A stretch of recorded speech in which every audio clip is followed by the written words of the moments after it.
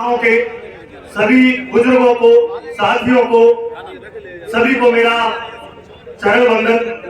साथियों, कल मैं सैफई गया।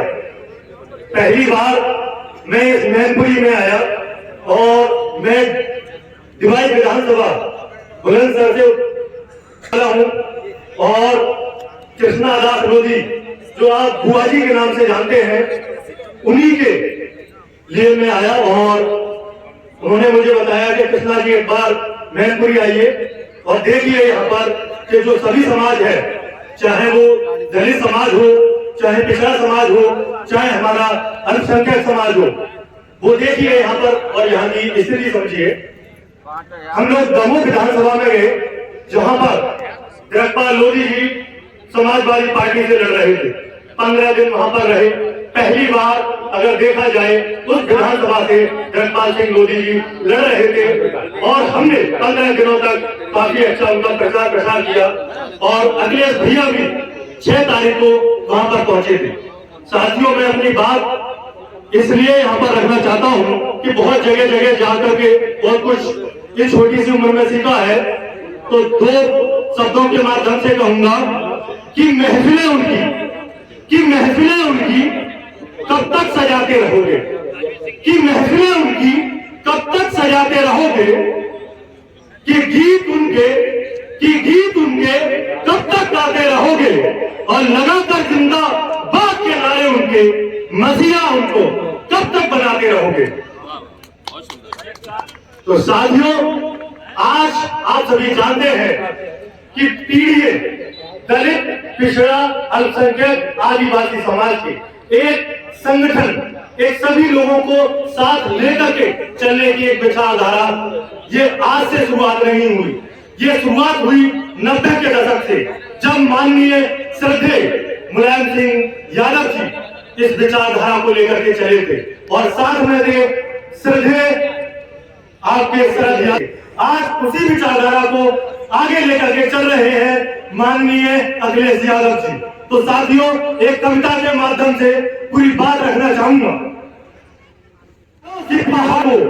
कि पहाड़ों की पीड़ा को अपना मीत बनाने आया हूँ, कि पहाड़ों की पीड़ा को अपना मीत बनाने आया हूँ, दुर्दिन के हर आंसू का मैं गीत सुनाने आया हूँ। सागर की बाहों में मैंने सोलों को पलते देखा है, धर्म जात के नाम पर मैंने जिंदा मानव को जलते देखा है। राजनीति के नाम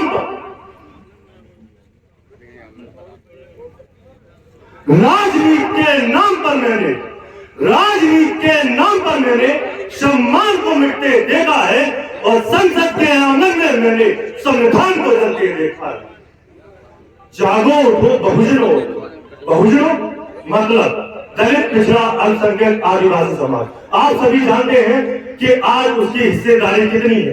आप जानते हैं, चाहे प्रेस हो, चाहे मीडिया हो, चाहे आपका कार्यपालिका हो या न्यायपालिका हो या विधायिका हो, इसमें दलित, पिछड़े और आदिवासी और अल्पसंख्यक समाज की कितनी हिस्सेदारी है, आप सभी जानते हैं। साथियों, आप सभी जानते हैं, जो बड़ी बड़ी यूनिवर्सिटी है उनमें 1% हमारे पिछड़े समाज से, हमारे अल्पसंख्यक समाज से प्रोफेसर नहीं, आप सभी जानते हैं।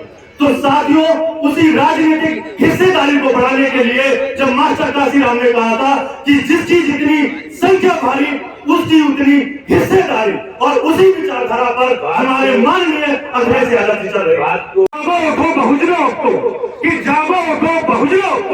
कब तक बांटे जाओगे, साड़ी उठेगी चौराहों पर, तुम सड़कों पर काटे जाओगे। ये तो हम पर निर्भर है कि कैसा हम व्यवहार चुने और कैसा हमारा नेता हो और कैसी हम सरकार चुने। घनानंद सा तानाशाह चुने या चंद्रगुप्त की तलवार चुने, साकेत नगर का हत्यारा चुने या अशोक महान सम्राट चुने। पुरखों की गाथों पर खून जिस्म चीर बाहर निकलेगा, पन्ना रामा की गाथा पर पत्थर आंसू बनकर पिघलेगा। साथियों, मैं अंतिम लाइनें कहूंगा हमारे नेताजी श्रद्धे मुलायम सिंह यादव जी की हम सभी ने जयंती मनाई और सैफई में बड़े धूमधाम से मनाई और वहां पर ये ऐलान भी हुआ कि बहुत बड़ा एक म्यूजियम बनेगा जो देश का सर्वश्रेष्ठ म्यूजियम होगा। तो साथियों, श्रद्धेय नेताजी के लिए चंद पंक्तियां कि भूखे प्यासे रहकर लड़े मरे जो कितनी मंजिल कितनी कोस चले और कितने चले होश में रहकर, कितने